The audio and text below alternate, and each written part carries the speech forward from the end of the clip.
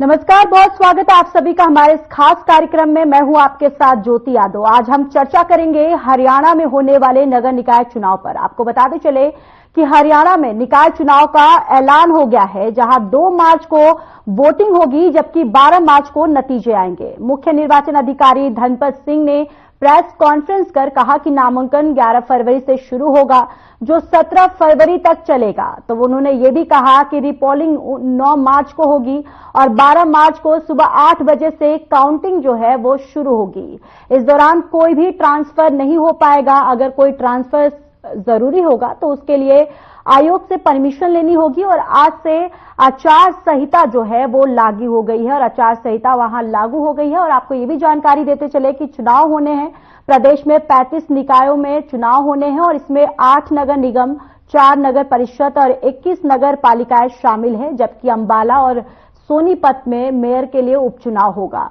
इसी पर ज्यादा चर्चा हम करेंगे और हमारे साथ खास मेहमान जो है वो भी जुड़ेंगे। उस खास मेहमान का आप सभी को तारीफ करवाऊंगी, लेकिन उससे पहले इलेक्शन कमीशन ने क्या कुछ कहा, चलिए आइए सुनवाते हैं।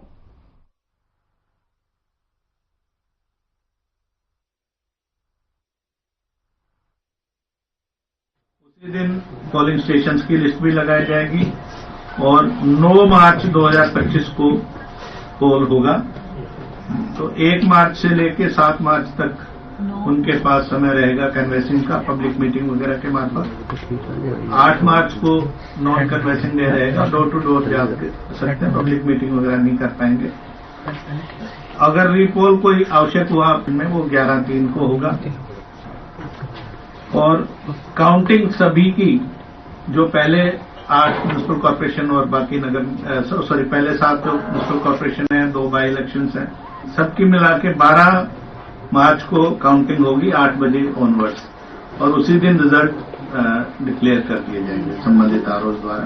जब अनाउंस हम कर रहे हैं इसी समय से मॉडल कोड ऑफ कंडक्ट लागू हो जाएगा राज्य में, लेकिन ये उन्हीं एरिया में होगा जो उसका जुरिसडिक्शन है। जैसे म्युनिसिपल कॉर्पोरेशन मान लीजिए करनाल है, तो म्युनिसिपल कॉर्पोरेशन करनाल का जो एरिया है, जुरिसडिक्शन का एरिया है, उतने में ही लागू होगा।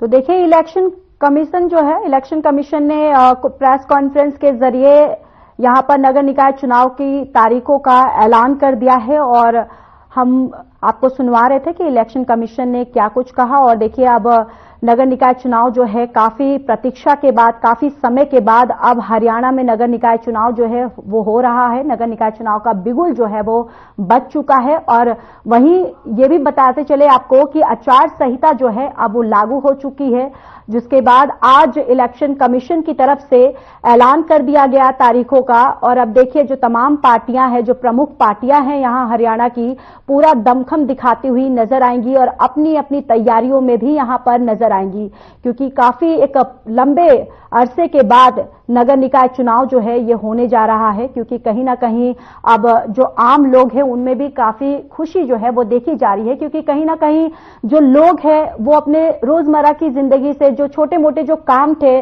उसको लेकर काफी वो परेशान थे और विधायकों के चक्कर काटना, जिस वजह से अब कहीं ना कहीं जब ये ऐलान हुआ, नगर निकाय चुनाव के तारीखों का जब ऐलान हुआ, तो इसको लेकर जो आम लोग हैं उनमें भी एक खुशी की लहर जो है वो देखने को साफ नजर यहां पर मिली है। और अब देखिए, इलेक्शन कमीशन जो है वो आकर अपनी जो तारीखों का ऐलान जो है वो कर दिया है।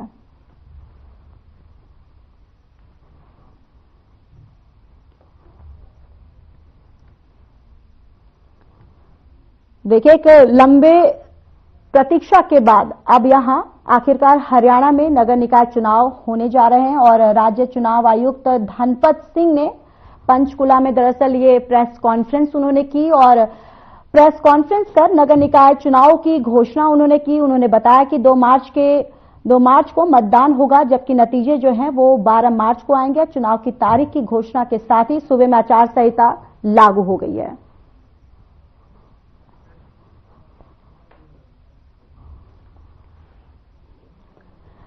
तो देखिए, राज्य चुनाव आयुक्त धनपत सिंह ने बताया कि 11 फरवरी को नामांकन जो है वो शुरू हो जाएगा और ये प्रतिक्रिया 17 फरवरी तक चलेगी और 18 फरवरी को स्क्रूटनिंग होगी और 19 को नाम वापसी की आखिरी तारीख जो है वो तय होगी और चुनाव के नतीजे जो हैं वो 12 मार्च को घोषित किए जाएंगे। वोटर्स को नोटा का विकल्प भी दिया जाएगा और वहीं चुनाव घोषणा के साथ ही जिले में आचार संहिता भी लग गई है और जहां आचार संहिता लगने से नए विकास कार्यों पर रोक जो है वो लग गई है। और वहीं एनसीआर में पड़ने वाले गुरुग्राम में मतदाता जो है वो शहर की सरकार चुनेंगे। तो वहीं आपको ये भी बताते चले कि प्रदेश में पहला गुरुग्राम जिला है जहां पर एक साथ 2 नगर निगमों के चुनाव होने जा रहे हैं, जहां नगर निगम गुरुग्राम की सदन का कार्यकाल नवंबर 2022 में ही समाप्त हो चुका था। इसके बाद ही निगम अधिकारियों ने ही शहर के विकास की कमान जो है वो संभाल रखी थी।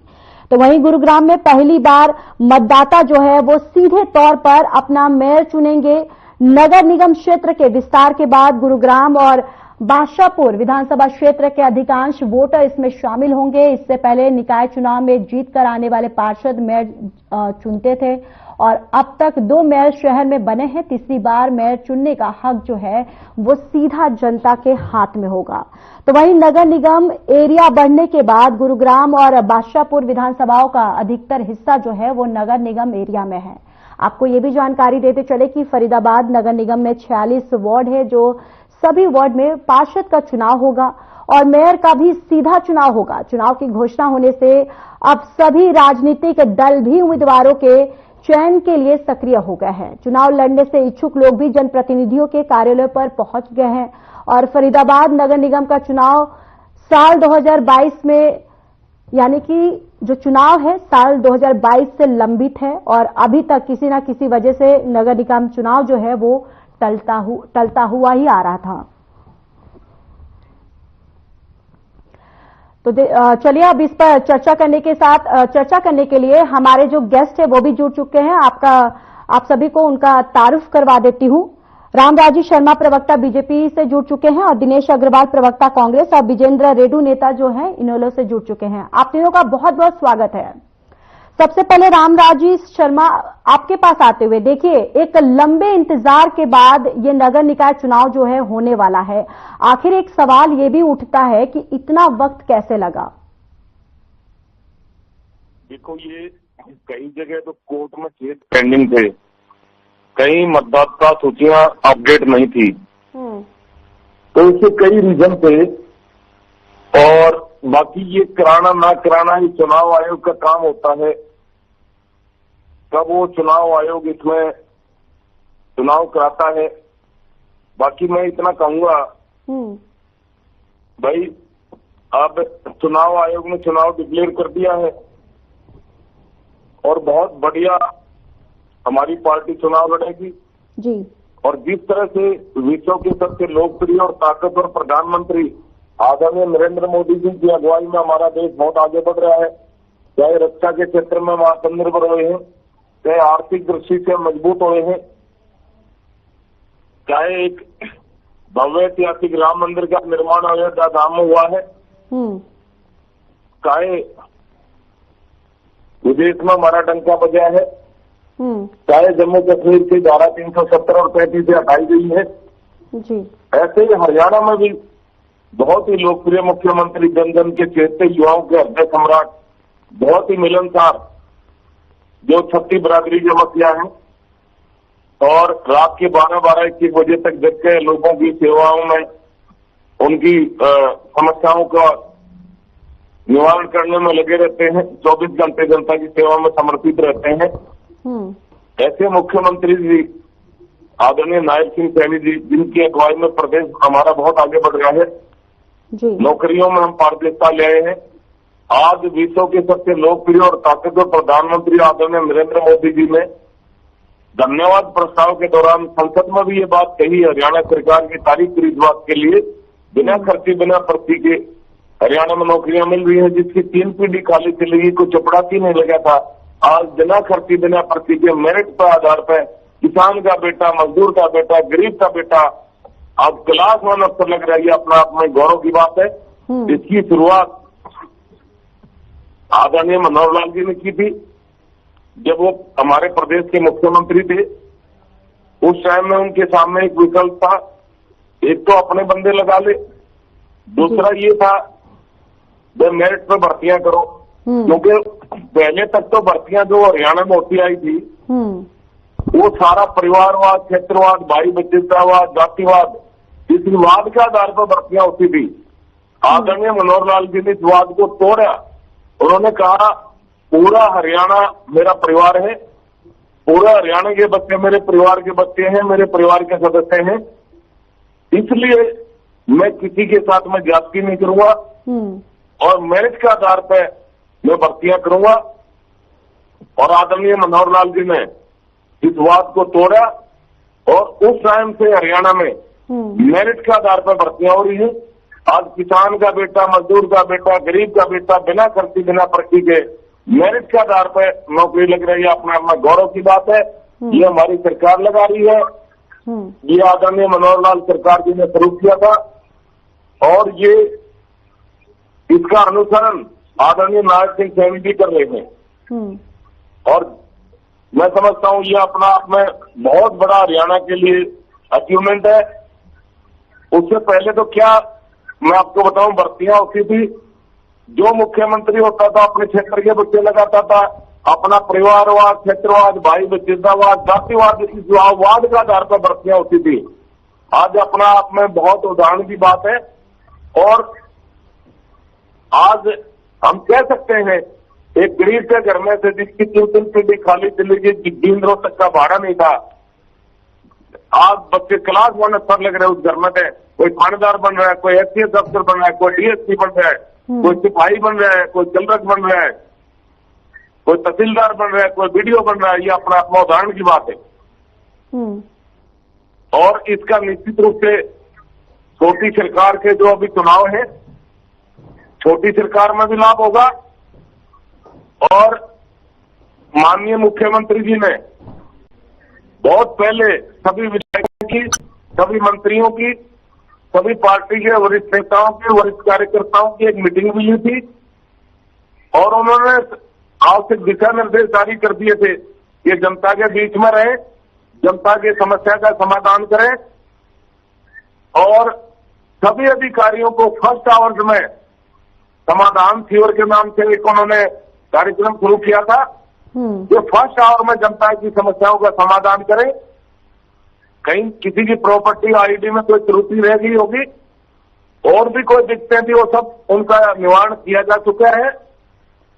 और माननीय मुख्यमंत्री जी का, माननीय प्रधानमंत्री जी का निश्चित रूप से हमारे को इस चीज का लाभ होगा। माननीय प्रधानमंत्री जी का आशीर्वाद है और विश्व के सबसे चाणक्य के रूप में जाने जाने वाले हमारी पार्टी में चाणक्य के रूप में गिनती होती है। सरदार पटेल जी के बाद में बहुत मजबूत गृह मंत्री के रूप में जाने जाते हैं, जिन्होंने धारा 370 और 35 से हटाने में अहम भूमिका अदा की थी। आदरणीय अमित शाह जी, उनकी चाणक्य नीति, मनोहर लाल जी की मनोहर नीतियां और माननीय मुख्यमंत्री जी का व्यक्तित्व, उनका व्यवहार निश्चित रूप से छोटी सरकार में भी कमल खिलेगा। हमारी सरकार बनेगी। इससे पहले तो दिल्ली में हम जलेबियां खाएंगे, क्योंकि दिल्ली में हमारी स्पष्ट बहुमत से सरकार आ रही है और दिल्ली में कमल खिलने जा रहा है, स्पष्ट बहुमत से चलने जा रहा है। और विपक्ष चारों खाने चित हो गया है और केजरीवाल का कोई पूछने वाला नहीं है। केजरीवाल का वहां पे कोई झोला थामने वाला नहीं है, क्योंकि काट की अंडी जो चटनी थी वो चढ़ चुकी है। केजरीवाल की झूठ का पर्दाफाश हो चुका है। जिस तरह से उन्होंने हमारे देश तुल्य जनता जनार्दन के ऊपर आरोप लगाया था कि यमुना में हरियाणा में सरकार जहर घोलती है। अरे यमुना हमारी पवित्र नगरी है, हमारी पवित्र नहर है यमुना, हमारी माँ है यमुना। और गंगा नदी हमारी माँ है, माँ गंगे, माँ यमुने, माँ सरस्वती। हरियाणा तो पूजा करता है गंगा यमुना सरस्वती की, और फिर आप इतना पाप का घड़ा आपका भर चुका है। आप एक अधर्मी व्यक्ति हैं। आप इस तरह का आरोप हरियाणा की देश तुल्य जनता जनार्दन पर ला रहे हैं और दिल्ली में जनता इसका जवाब देगी। जब जनता केजरीवाल के खिलाफ वोट करेगी, क्योंकि पाप का घड़ा भर चुका है और यह अधर्मी व्यक्ति है, धर्म को मानता नहीं है। इन्होंने मौलवियों की वह तनख्वाह बांध दी थी, पादरियों की तनख्वाह बांध दी थी।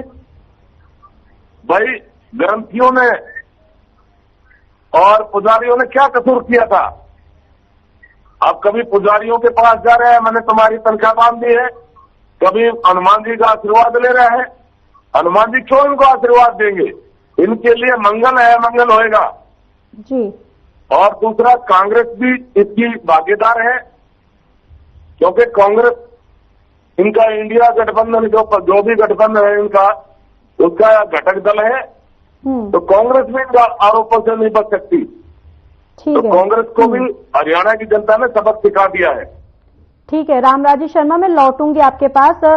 पूरी तरह से यहाँ पर आप आश्वस्त होते हुए दिखाई दे रहे हैं। और दिनेश अग्रवाल, आपके पास आते हुए देखिए, यहाँ पर बीजेपी जिस तरीके से रामराजी शर्मा जो हैं उन्होंने केजरीवाल का मुद्दा उठाया, यमुना का मुद्दा उठाया और साथ ही साथ तमाम मुद्दे उठाए, लेकिन अब हम ये जानना चाहेंगे कि कांग्रेस की नगर निकाय चुनाव को लेकर क्या कुछ तैयारियां हैं। क्योंकि जिस तरीके से हमने विधानसभा का चुनाव देखा कि कांग्रेस जिस तरीके से पूरी तरह से आश्वस्त हुई और कैसे जो नतीजे जो है वो धीरे धीरे पलटते हुए नजर आए, तो इस बार नगर निकाय चुनाव में उस विधानसभा चुनाव से क्या सीख लेती हुई कांग्रेस जो है वो नजर आ रही है? मैम, आपको नमस्कार, आपके सभी दर्शकों को नमस्कार, पैनल पर बैठे सभी साथियों को नमस्कार। बड़ी विस्तार के साथ रामराजी शर्मा जी ने बात रखी अपनी पार्टी की और दिल्ली के विषय पर भी वो बोले।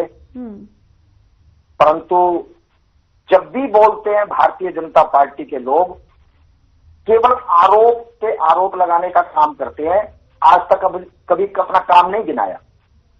अगर ये दिल्ली की बात करते हैं तो 1993 से लेकर 1998 तक इनकी खुद की दिल्ली में सरकार रही, 5 साल रही, 5 साल में 3 बार मुख्यमंत्री बदले, लेकिन इनके पास गिनाने के लिए कोई काम नहीं है कि इन्होंने 5 साल में क्या किया, कुछ नहीं।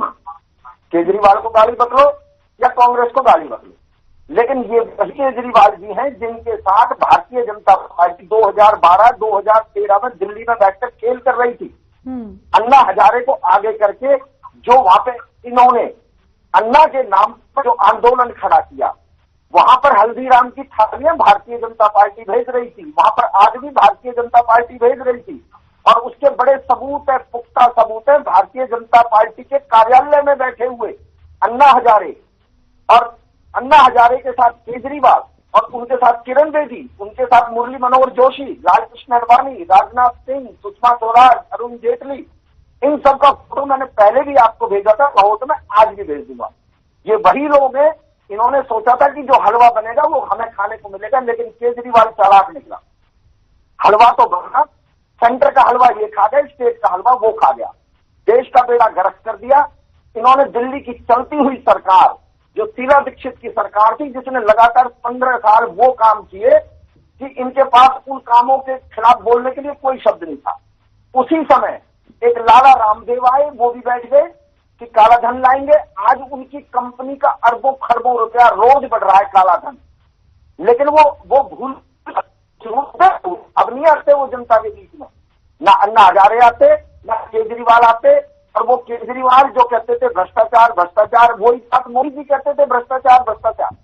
आज 11 साल हो लिए हरियाणा स्टेट में, 11 साल हो लिए सेंटर में, खूब आरोप लगाते रहे, आज तक भी लगा रहे हैं। लेकिन या तो जिन पे इन्होंने भ्रष्टाचार के आरोप लगाए उन सबको अपनी पार्टी में शामिल कर लिया, या जो पार्टी में शामिल नहीं हुए उनके ऊपर आज तक एक भी आरोप सिद्ध नहीं कर पाए 11 साल में। ये तो इनकी स्थिति है झूठ की, जो 11 साल से लगातार झूठ बोल रहे।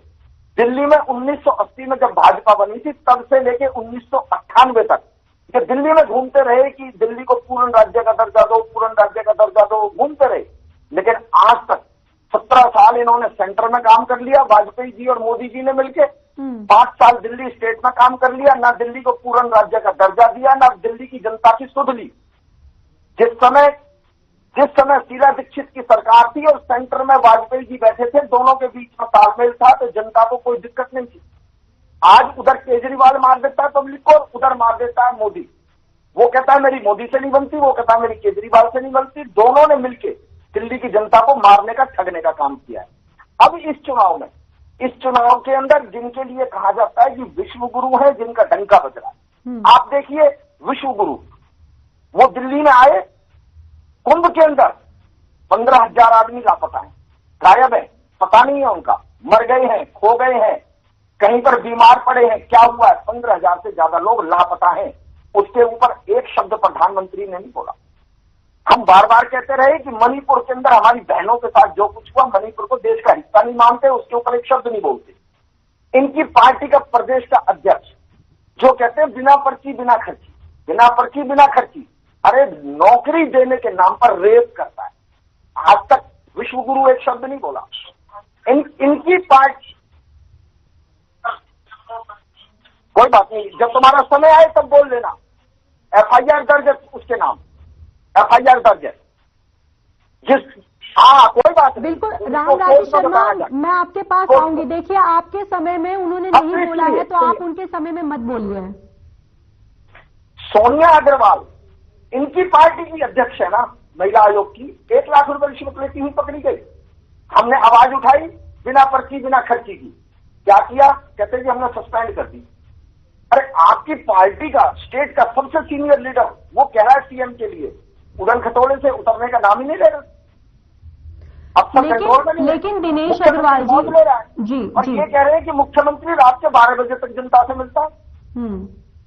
मैं ये पूछना चाहता हूं कि वो प्रधानमंत्री जो दिल्ली के अंदर यमुना यमुना यमुना तो करता रहा, लेकिन यमुना यमुना करते हुए एक बार यमुनानगर भी याद कर लेता, जहां हमारी एक बहन को उठा के ट्रक में, सरेआम ट्रक चलता रहा शहर के अंदर, 4 घंटे तक गैंगरेप होता रहा। अभी सिर्फ के अंदर एक बच्चे को उठाया है और उसके परिवार को ऑडियो फोन, पता है क्या आ रहा है मैम, वो ये आ रहा है कि ना लाश मिलेगी ना राख मिलेगी। आज की खबर बता देता हूं आपको, आज पलवल के अंदर BDPO ऑफिस में एक क्लर्क को पकड़ा गया है। अच्छा, जब कोई पकड़ा जाता है तो भी अपनी पीठ थपथपा लेते हैं, ये कहकर देखा हम भ्रष्टाचार बर्दाश्त नहीं कर रहे, हमने पकड़ लिया ना। अरे कर कौन रहा है, 50 करोड़ रुपए का घोटाला केवल एक छोटे से BDPO कार्यालय में हुआ। और शर्म की बात देखो कि उस क्लर्क के खाते के अंदर 1 करोड़ 15 लाख रुपए नकद आ गए, खाते के अंदर क्लर्क के 85 लाख रुपए की उसने प्रॉपर्टी खरीद ली, 15 लाख रुपए 2 बैंकों में ट्रांसफर करके अपनी कोई फर्म बना रखी थी अपने चाचा के साथ, उसमें ट्रांसफर कर दिए। 1 करोड़ 15 लाख रुपए एक क्लर्क के खाते में आ रहे हैं। 50 करोड़ रुपए का गबन हुआ है एक छोटे से ऑफिस में जी। क्या 50 करोड़ के गबन में 1 करोड़ 15 लाख लेने वाला क्लर्क, उसमें से कितना हिस्सा ऊपर गया होगा? ये लोग जो कहते हैं बिना पर्ची बिना खर्ची, इन्हीं की सरकार। दिनेश अग्रवाल जी, नहीं सुनिए मेरी बात, मेरे तो बताने के लिए इतना है कि शायद 6 घंटे भी कम पड़ जाएंगे, लेकिन एक में आपको बहुत छोट।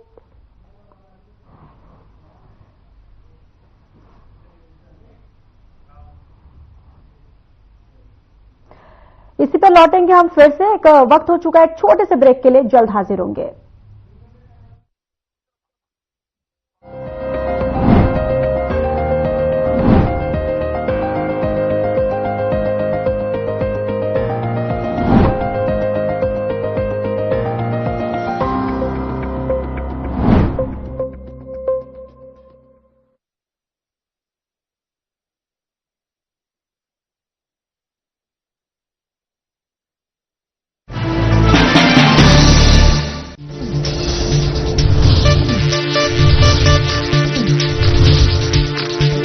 साधना इंस्टीट्यूट के छात्र हर साल नए नए जगहों पर, नए नए संस्थानों पर काम करने के लिए जाते हैं, उन्हें प्लेसमेंट मिलता है और साथ ही साथ वो संस्थानों का और साधना इंस्टीट्यूट का नाम भी रोशन करते हैं। तो अगर आप इलेक्ट्रॉनिक मीडिया, मास कम्युनिकेशन में अपना करियर बनाना चाहते हैं तो साधना इंस्टीट्यूट आपके लिए एक सबसे बढ़िया विकल्प है।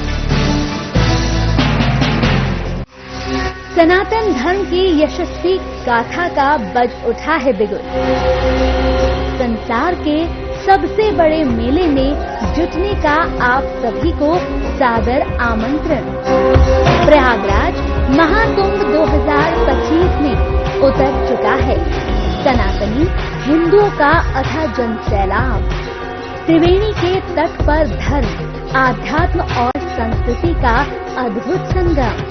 ध्यान मग्न साधु, सन्यासियों का मन वैश्य और नागा साधुओं के विशेष आकर्षण के बीच हरि नाम का निरंतर सुमिरन ऐसे दिव्य और आध्यात्मिक वातावरण में 13 जनवरी से 26 फरवरी तक मां गंगा, यमुना और सरस्वती की पवित्र धारा के बीच डुबकी लगाने चले आइए प्रयागराज महाकुंभ, जहां आपके स्वागत में हम भी हैं तैयार।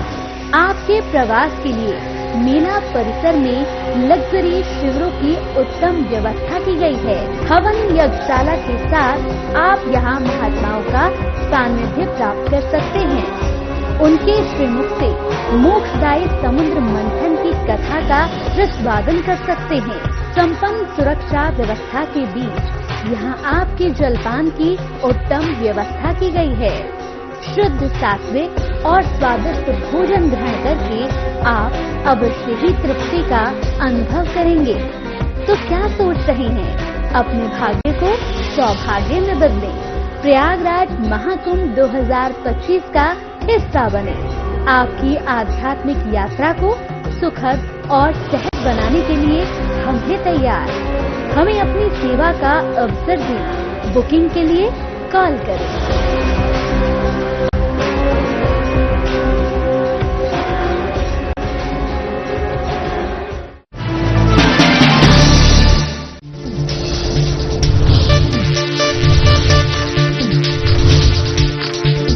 साधना इंस्टीट्यूट के छात्र हर साल नए नए जगहों पर नए नए संस्थानों पर काम करने के लिए जाते हैं, उन्हें प्लेसमेंट मिलता है और साथ ही साथ वो संस्थानों का और साधना इंस्टीट्यूट का नाम भी रोशन करते हैं। तो अगर आप इलेक्ट्रॉनिक मीडिया मास कम्युनिकेशन में अपना करियर बनाना चाहते हैं तो साधना इंस्टीट्यूट आपके लिए एक सबसे बढ़िया विकल्प है।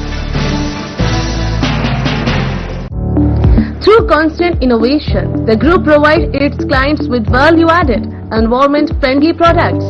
We are committed to provide quality products and services at optimum cost with the continuous improvement in the quality management system. Producing high-value paper making us India's largest producer of branded papers, fine papers and packaging broad segments. Focused on customers in all our operations. Hence, extensive investments are made towards people and people practices. KRPL world's leading eco-friendly paper from agro residue. क्या रंग खिला, क्या रूप सजा, मैंने ही नहीं दुनिया ने कहा।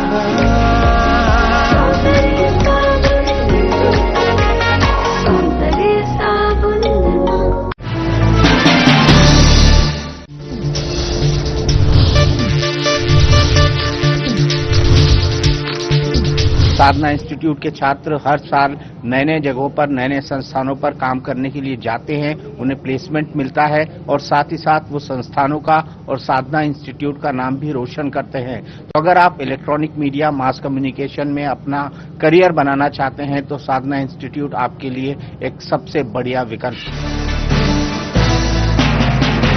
क्या रंग खिला, क्या रूप सजा,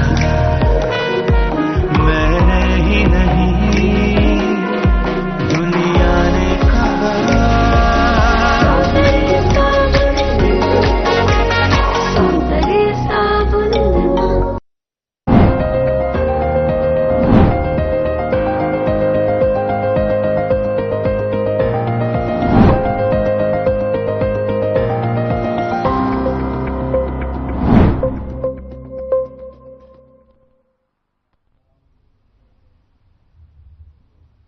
ब्रेक के बाद स्वागत है आप सभी का। तो देखिए, नगर निकाय चुनाव की तारीख जो है हरियाणा में तय कर दी गई है, जिसको लेकर हम चर्चा भी कर रहे हैं और हमारे खास मेहमान जो है वो भी जुड़े हुए हैं।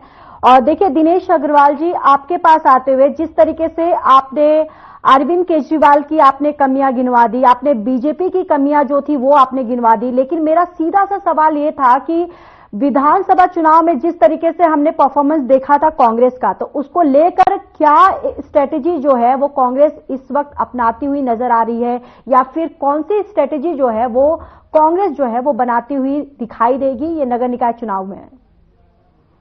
आपको एक मिनट में क्लियर करता हूं। सुनिए मेरी बात। जी देखिए, अगर मैं ये कहता हूं कि जी ये ईवीएम में गड़बड़ करेंगे, तो मेरे सामने जो पैनलिस्ट बैठे हैं वो कहेंगे कि कांग्रेस वाले तो पहले ही हार मान रहे हैं। लेकिन आपसे मेरा सीधा सा प्रश्न है, और दलों के लोग भी बैठे हैं, 1947 से लेके आज तक इन 73, 75, 76 सालों में मुझे पूरे देश का एक चुनाव बता दो कोई जिसमें पोलिंग के 10 दिन बाद गिनती हो रही हो। पोलिंग के 10 दिन बाद गिनती, उसके बाद कुछ कहने की गुंजाइश रह जाती है क्या? 2 तारीख को वोट पड़ेंगे।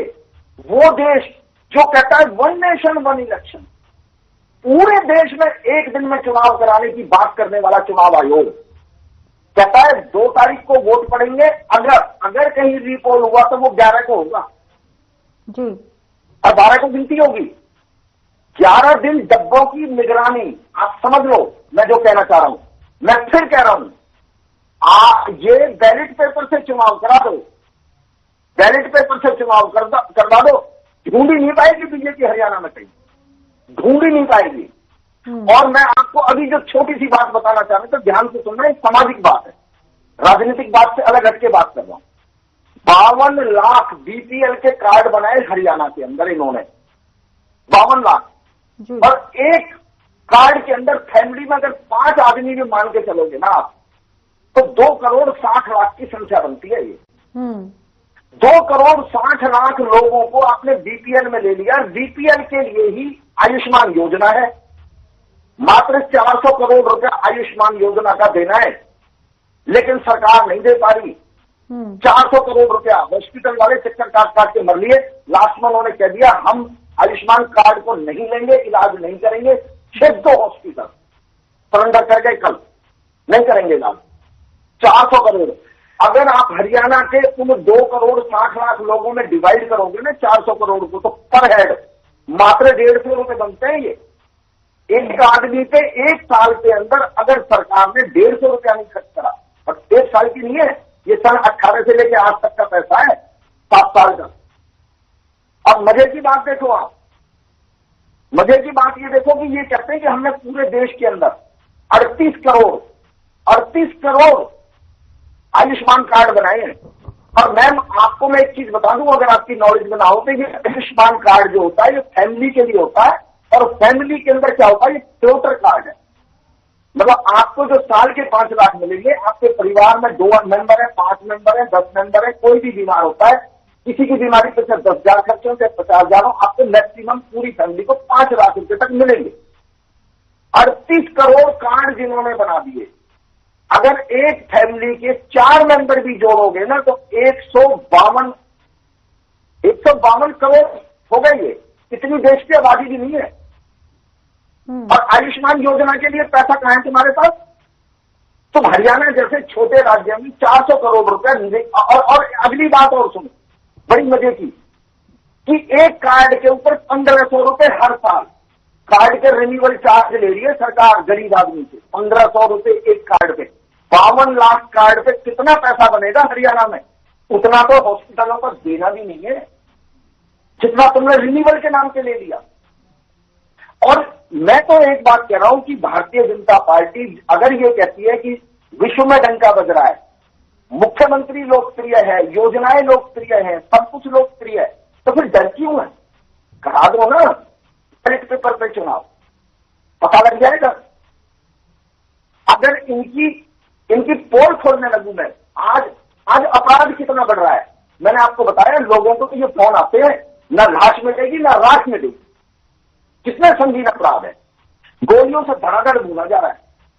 जितना अपराध इन 110 दिनों में, और सैनी के सीएम बनने के बाद जितना अपराध बढ़ा है, आप रिकॉर्ड उठा लो पूरे हरियाणा का 1966 से लेकर आज तक। इस बीच में पूरे हरियाणा का रिकॉर्ड उठा लो, किसी सरकार का टर्म उठा लो, अगर कितना अपराध बढ़ा हो। गुड़गांव के सेक्टर 29 में सरेआम बम धमाके हो गए। क्या हो गया हरियाणा को? और अभी बैठ के उनके प्रवक्ता बड़ी राजी से कहते हैं कि हम जलेबी खाएंगे दिल्ली के अंदर। अरे मातूराम हलवाई जो जलेबी बनाता है, उसकी दुकान पर धड़ाधड़ गोलियां चली, उनको आज तक तुम पकड़ नहीं पाए, और जलेबी खाने की बात करते हो। दिल्ली प्रदेश की जनता को जो ठगा, और देखो कितना बड़ा अपराध किया इन लोगों ने। एक सरकार ने दूसरी सरकार पे आरोप लगाया था कि पानी गंदा आ रहा है, लेकिन इन्होंने उसको किससे जोड़ दिया? हरियाणा की जनता से, कि हरियाणा की जनता से। और दूसरी तरफ इनके बयानों में देखो, बयानों में अंतर कितना है। प्रधानमंत्री कहता है कि 11 साल से मैं दिल्ली में हूं, मैं भी पानी पी रहा हूं। बिल्कुल बिल्कुल बिल्कुल दिनेश अग्रवाल जी, जिस तरीके से आप बता रहे हैं, ये तमाम मुद्दे जो हैं आपने उठाया, और लौटूंगी आपके पास और इसके बारे में कमेंट जो है रामराजेश शर्मा जी मैं आपसे लूंगी। लेकिन एक बार हम इनेलो नेता हमारे जो हैं वो भी जुड़े हुए हैं, विजेंद्र रेड्डू, आपके पास आते हुए, देखिए आप इनेलो की तरफ से इस नगर निकाय चुनाव को लेकर अगर देखा जाए तो इनेलो की क्या तैयारियां है, किस तरीके की स्ट्रैटेजी जो है वो देखी जा सकती है?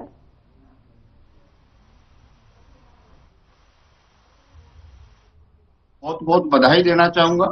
बहुत लंबे अंतराल के बाद सरकार जागी है, और मैं तो जागी भी नहीं कहूंगा, मैं कहूंगा सरकार को हाई कोर्ट ने मजबूर किया है कहीं ना कहीं, तब जाकर के इलेक्शन की तरफ सरकार ने आगे बढ़ने का काम किया है। क्योंकि आप सबको पता है कि जिस प्रकार से फरीदाबाद में 2022 से, गुरुग्राम में 2022 से, कहीं जनवरी 2024 से, और मानेसर में तो आज तक चुनाव ही नहीं हुए। तो इतने लंबे इंतजार के बाद जहां छोटी सरकारें जो अपने एरिया की विकास की बातें करती है, विकास का काम करती है, उनकी कमी के कारण से इन निकायों में कितनी परेशानी वहां की जनता को उठानी पड़ी होगी, कितने परेशान हुए होंगे, कितना विकास में ये एरिया पिछड़े हुए होंगे। उन लोगों के धैर्य की मैं दाद देना चाहूंगा जो इतने लंबे समय तक बिना अपनी सरकार के बैठे रहे, और सरकार ने उनको तरसाने का काम किया है। तो हाई कोर्ट का डंडा चला तो सरकार चुनाव करवाने के लिए तैयार हुई, अदरवाइज तो सरकार चुनाव अब भी नहीं करवाना चाह रही थी।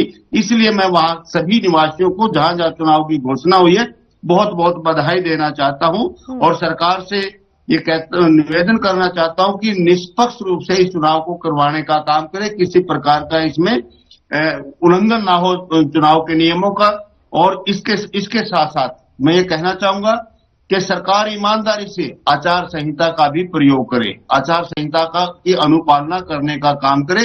ये ना हो कि चुनाव को में अपने वोट को हासिल करने के लिए ऊपर नीचे आगे पीछे जो चोर दरवाजे से वहां लोगों को कुछ अन्य सहायता देने का काम ना करे, और ईमानदारी से चुनाव करवाने का काम करे। अब बात आती है, देखिए यहाँ पर कांग्रेस के प्रवक्ता ने भी अपने विचार रखे, बीजेपी के प्रवक्ता ने भी विचार रखे, बड़े लंबा समय भी आपने उनको देने का काम किया। लेकिन निकाय चुनाव का जो आज की डिबेट का मुद्दा था, मेरी अनुसार किसी भी दोनों प्रवक्ताओं की तरफ से मुझे निकाय चुनाव की न तैयारियों के बारे में सुनने को मिला, और ये देश और पूरे देश में घूम करके आगे, पूरे हरियाणा में घूम करके आगे, सभी टॉपिकों को छू करके आगे। लेकिन जो आज की डिबेट का मुद्दा है मैडम जी, मैं ये कहना चाहूंगा, इंडियन नेशनल लोकदल पार्टी हर चुनाव मजबूती के साथ लड़ती है। जनता जो आशीर्वाद देती है हम उसको तुरंत स्वीकार भी करने का काम करते हैं, उसके बाद हमारे को कोई किंतु परंतु नहीं होता है। और इन निकाय चुनाव में भी इंडियन नेशनल लोकदल पार्टी मजबूती के साथ उतरेगी, चुनाव लड़ेगी। जहां तक मेयर का और चेयरमैन का मतलब चुनाव होगा वो हम अपने सिंबल पर लड़ने का काम करेंगे। बाकी जो पार्षदों का चुनाव होगा या मेंबरों का चुनाव होगा उसके लिए हम उनको खुली छूट देने का काम करेंगे, जैसे कि हमारा पहले वाले निकाय चुनाव में पार्टी की पॉलिसी रही थी। मेरा अनुमान ये है, क्योंकि अभी 2-4 दिन में क्लियर हाईकमान की तरफ से भी हो जाएगा, लेकिन मेरा अपना मानना है कि जी के साथ चुनाव लड़ने जी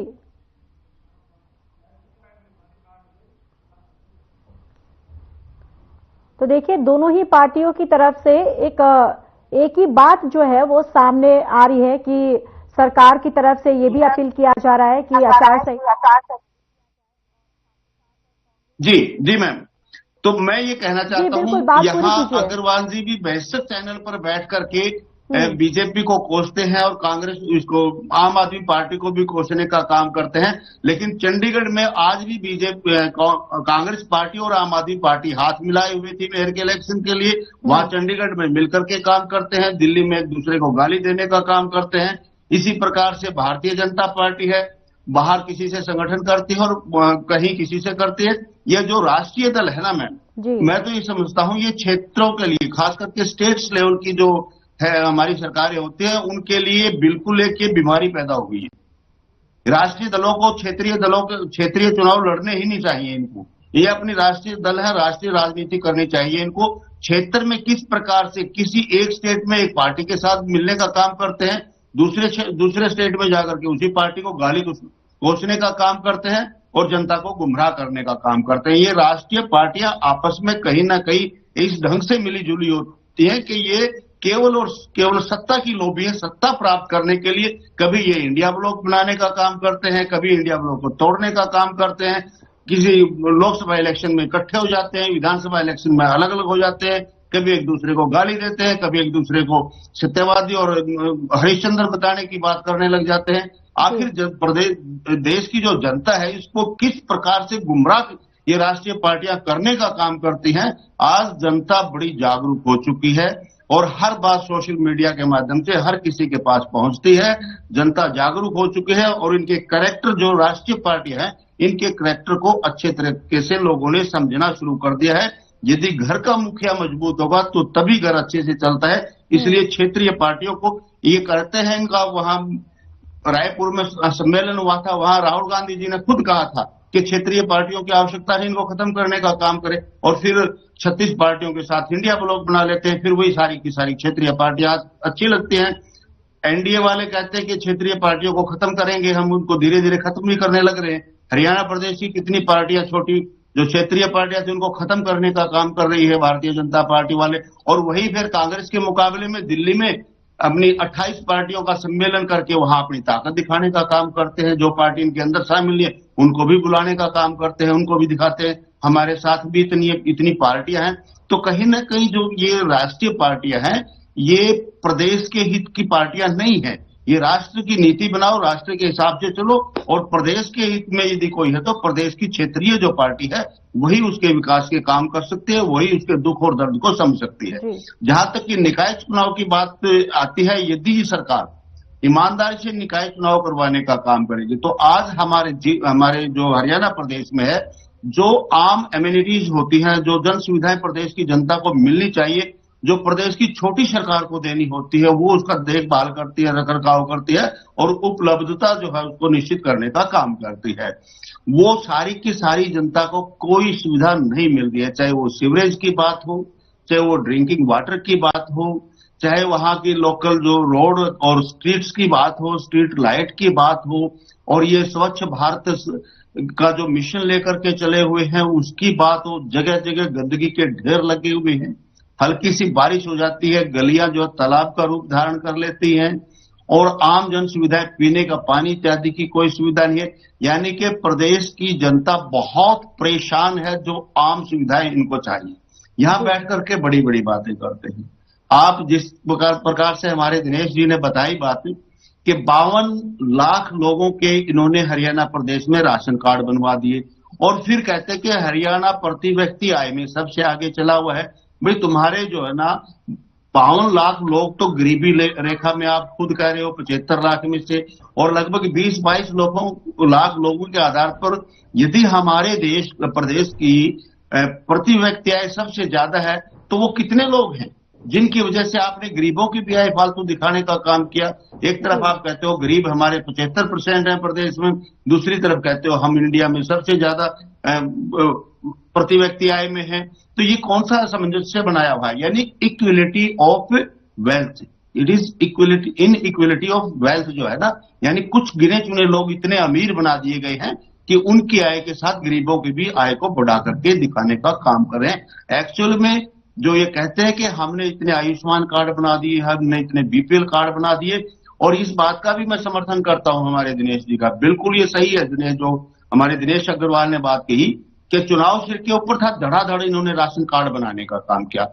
एक तरह से इनडायरेक्ट रूप में it was bribery given by government to the people of Haryana. It is fact madam कि उनको, क्योंकि सभी को पता है आयुष्मान के ऊपर इतनी सारी सुविधाएं मिलेंगी, यदि आपका बीपीएल बनेगा तो बहुत सारी गवर्नमेंट की फैसिलिटी उनको फ्री में मिलेंगी। तो धड़ाधड़ उनके फारूक बना दिए गए और लोगों ने इनको वोट करने का काम कर दिया और उन्हीं को अब धड़ाधड़ काटने का काम कर रहे हैं। किसी न किसी बहाने से उनको काटा जा रहा है। यानी किस तरह का ये षड्यंत्र रच करके वोट हासिल करने का काम करते हैं। मेरा मानना यह है कि राजनीतिक लोगों को ऐसे जो हाथकंडों से बचना चाहिए। एक निष्पक्ष गवर्नमेंट यदि आएगी तो वही निष्पक्ष गवर्नमेंट ही प्रदेश का विकास करने का काम कर सकती है। जिस प्रकार से बार बार इंडियन नेशनल लोकदल पार्टी ने पीछे जब हमारे अभय सिंह चौटाला जी विधानसभा में बैठते थे कितने बड़े बड़े घोटाले उठाने का काम किया था, और घोटालों के ऊपर अभय सिंह चौटाला ने विधानसभा में मांगा मानसून से गई है तो उनको शीतकालीन सत्र में मांगा गया कि हमारे को उनकी रिपोर्ट दिखाने का काम करे। क्या आपने उनकी इंक्वायरी की है और क्या उनके ऊपर एक्शन लिया है? किसी भी घोटाले के ऊपर किसी प्रकार का एक्शन नहीं लिया जाता है। और मैडम जी, आज जो हरियाणा प्रदेश में सही कहा हमारे भाई अग्रवाल जी ने, मैं इनको समर्थन करता हूं इस बात का कि सैनी साहब बेशक मुस्कुरा करके लोगों के बीच में बात करने का काम करते हो, बेशक वो हंसी हंसाने का काम करते हो, लेकिन एक मुख्यमंत्री की जो प्रशासनिक ड्यूटी होती है पूरे प्रदेश को कंट्रोल करने की, वो नहीं हो पा रहा है। और आज प्रदेश में क्राइम चरम पर है जी। अरे बल्कि इन्हीं की सरकार के पीएमओ ऑफिस दिल्ली से ये रिपोर्ट आई है एनसीबी की कि हरियाणा जो है क्राइम में बहुत आगे बढ़ रहा है। दिन प्रतिदिन क्राइम इसका बढ़ता ही जा रहा है। इसी प्रकार से बेरोजगारी में आप ले लीजिए, बेरोजगारी में हरियाणा नंबर 1 इन्होंने बनाने का काम किया है। महिला सुरक्षा में हरियाणा प्रदेश को नंबर 1 बनाने का काम किया है। हमारे विद्यालयों में, स्कूलों में, इनमें आप कहीं देख लीजिए 50% के आसपास आज भी हमारे जो है ना शिक्षकों की कमी है। और शर्म की बात तो तब आती है कि जब हरियाणा प्रदेश की high court department of education के ऊपर फाइन करती है। और किस बात के लिए फाइन करती है? मेरे प्यारे हरियाणा देश निवासियों को पता है, मैं दोबारा से रिवाइज करना चाहता हूं।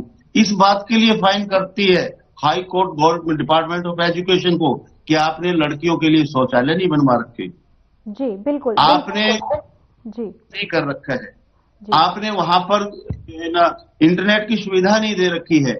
कोई भी मतलब कुछ स्कूल ऐसे हैं जहां पर अध्यापक नहीं है। आज भी हमारे प्रदेश में 800 के लगभग ऐसे स्कूल हैं मैम जहां एक भी अध्यापक नहीं है। और गवर्नमेंट क्या कहती है? रैशनलाइजेशन करेंगे, अध्यापक पूरे हैं लेकिन उनकी डेपुटेशन और उनकी पोस्टिंग सही तरीके से नहीं हो रखी है। तो वो कौन करेगा? अगर वही करना तो वो भी कौन करेगा? 10 साल से आप शासन कर रहे हो, 11वां साल आपका शुरू हो गया है और आज भी आप कह रहे हो कि उनको ठीक ढंग से एडजस्टमेंट नहीं की गई है स्टूडेंट के आधार पर, इसलिए अध्यापकों की कमी आ रही है। कितने पदों को एलिमिनेट करने का काम किया? सरकार कहती है कि हमने 1,80,000 लोगों को नौकरी देने का काम कर दिया। भैया आपने यदि 1,80,000 लोगों को नौकरी दिया तो 11 साल में रिटायरमेंट कितनी हुई होगी? ठीक है विजय, बिल्कुल ये जो तमाम मुद्दे जो आपने उठाए इनका जवाब मैं रामराजी शर्मा जी से ले लेती हूँ। रामराजी शर्मा जी, देखिए तमाम मुद्दे जो है इनेलो हो या फिर कांग्रेस, इनके तरफ से एक मुद्दा तो सेम था कि ईवीएम जो है, ईवीएम का सवाल भी यहाँ पर उठाया गया, ईवीएम का मुद्दा उठा। और साथ ही साथ इनेलो के जो प्रवक्ता है जिस तरीके से उन्होंने बेरोजगारी, भ्रष्टाचार और स्कूलों पर बात की है, एक आपका छोटा सा कमेंट। जहां तक इलेक्ट्रॉनिक वोटिंग मशीन का सवाल है, जहां ये जीत जाते हैं वहां तो सब कुछ ठीक है, मशीनें भी बढ़िया है, सब कुछ बढ़िया है। ये कांग्रेस के प्रवक्ता भाई भी कह रहे थे। अब इनके 37 एमएलए कहां से जीत गए? कौन सी मशीन में थी वो? इलेक्ट्रॉनिक वोटिंग मशीन होंगी ना वहां पर भी। और जहां ये हार जाते हैं, हार का ठीकरा सारा ये मशीनों के ऊपर फोड़ देते हैं। ईवीएम मशीन खराब थी, फलाना था, ये था, वो था। ये तो इनको हार का ठीकरा मशीनों पर फोड़ते ही। अब केजरीवाल जी फोड़ेंगे क्योंकि दिल्ली में केजरीवाल जी आ रहे हैं, कांग्रेस वाले आ रहे हैं, ये फोड़ेंगे क्योंकि इन लोग तो वहां लड़ नहीं रही। जहां तक लॉ एंड ऑर्डर की बात है, लॉ एंड ऑर्डर हमारा बहुत बढ़िया है, कानून व्यवस्था हमारा बहुत बढ़िया है। अब इन लोग के टाइम में, ये इन लोग का प्रवक्ता है, हमारा भाई है, ये बताए इनके टाइम में क्या महम कांड, दुलिमा कांड, कंडेला कांड क्या नहीं हुआ था इनके टाइम में? इनके टाइम में तो लोग कुंडी लगा के क्या वो अपने आप को सेफ नहीं मानते थे, इतना भय था इनके टाइम में। एमएलए की किस तरह से पिटाई होती थी, क्या क्या होता था, तो सबको पता है, ये तो जग जाहिर है। तो मैं जहां तक मेरा कहने का सवाल है, ये दबे कुचलों की सरकार है, ये शोषित वर्ग की सरकार है, ये वंचित वर्ग की सरकार है, ये एससी समाज की सरकार है, ये दलित समाज की सरकार है, ये किसानों की सरकार है, ये मजदूरों की सरकार है, कमेरे वर्ग की सरकार है, ये सभी वर्गों की सरकार है, ये छत्ती बरादरी की सरकार है। हमारी सरकार छत्ती बरादरी के लिए कार्य कर रही है। यहाँ पे कोई जाति पाति नहीं है, कोई बड़ा छोटा नहीं है, सब बराबर है हमारी सरकार में। और जिस तरह से मुख्यमंत्री जी छत्ती बरादरी को साथ लेकर चल रहे हैं, हरियाणा एक, हरियाणवी एक, सबका साथ, सबका विकास, सबका विश्वास, इस पैटर्न पर हमारी सरकार काम कर रही है। समान विकास कार्य पूरे प्रदेश में हो रहे हैं, मेरिट के आधार पर भर्तियां हो रही हैं। जिस तरह से 3-3 पीढ़ी खाली चली गई थी, कोई चपरासी नहीं लगाया करता, आज किसान का बेटा, मजदूर का बेटा, गरीब का बेटा बिना खर्ची बिना पर्ची के मेरिट के आधार पर क्लास 1 अफसर लग रहा है। ये हमारी सरकार लगा रही है, आदरणीय नायब सिंह सैनी सरकार लगा रही है। और माननीय प्रधानमंत्री जी ने भी आज सदन में इस बात की तारीफ करी कि भाई हरियाणा वाले तीसरी बार देवतुल्य जनता जनार्दन ने हरियाणा में तीसरी बार सरकार बनाई और बिना खर्ची बिना पर्ची के हरियाणा में मेरिट के आधार पर भर्तियां हो रही हैं। ये आदरणीय मनोहर लाल जी ने ये प्रथा शुरू करी थी। उन्होंने कहा था पूरे हरियाणा का परिवार मेरा परिवार है, पूरे हरियाणा के बच्चे मेरे परिवार के बच्चे हैं, मेरे परिवार के सदस्य हैं और मैं मेरिट चलाऊंगा। और आदरणीय मनोहर लाल जी ने मेरिट चलाई और उनका अनुसरण आदरणीय नायब सिंह सैनी सरकार कर रही है। तो मैं इस बात के लिए माननीय मनोहर लाल जी को और माननीय नायब सिंह सैनी जी को इस बात के लिए बधाई देता हूं। मैं दिन की 3-3 पीढ़ी खाली चली, को चपरासी नहीं लगा था, आज उस घर का बच्चा, किसान मजदूर का बेटा, गरीब का बेटा क्लास 1 अफसर लग रहा है।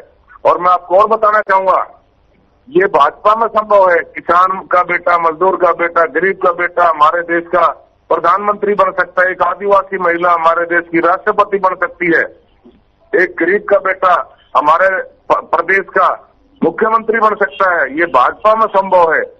और अन्य पार्टियों में तो राजा का बेटा राजा बनेगा, कांग्रेस में भी राजा का बेटा राजा बनेगा, अन्य पार्टियों में भी राजा का बेटा राजा बनेगा। हमारे यहाँ ऐसा नहीं है। जी बिल्कुल रामराज शर्मा जी, लेकिन अब हम ये जानना चाहते हैं कि देखिए हरियाणा में डबल इंजन की सरकार है, लेकिन अगर वही बात करें नगर निकाय चुनाव की, जिस तरीके से तारीख जो है वो ऐलान हो गया, तो अब ट्रिपल इंजन की सरकार हरियाणा में लाने के लिए क्या कुछ स्ट्रेटेजी आपकी तरफ से है?